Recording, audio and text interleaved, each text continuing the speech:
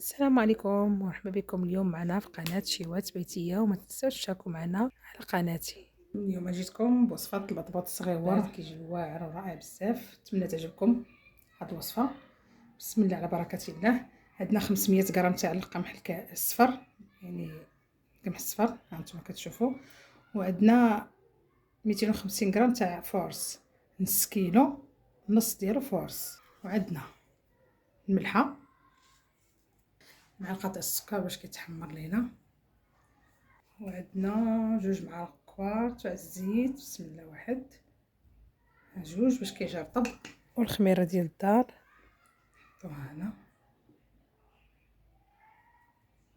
صافي. تنخوي على شويه الماء يكون دافي،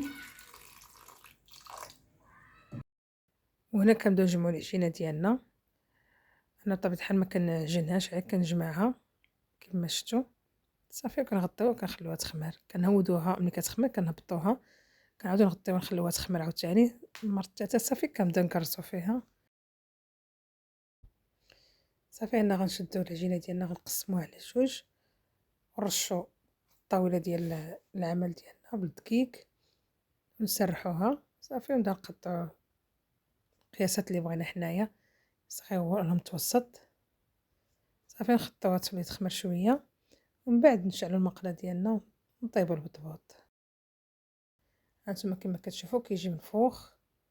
اهم حاجه هو انكم ترقوه، ديروا المدلك، ما تغلضوش، ترقوه شويه باش يجيكم ماشي يتنفخ لكم ويجيكم على هذا الشكل هذا خاوي من الداخل.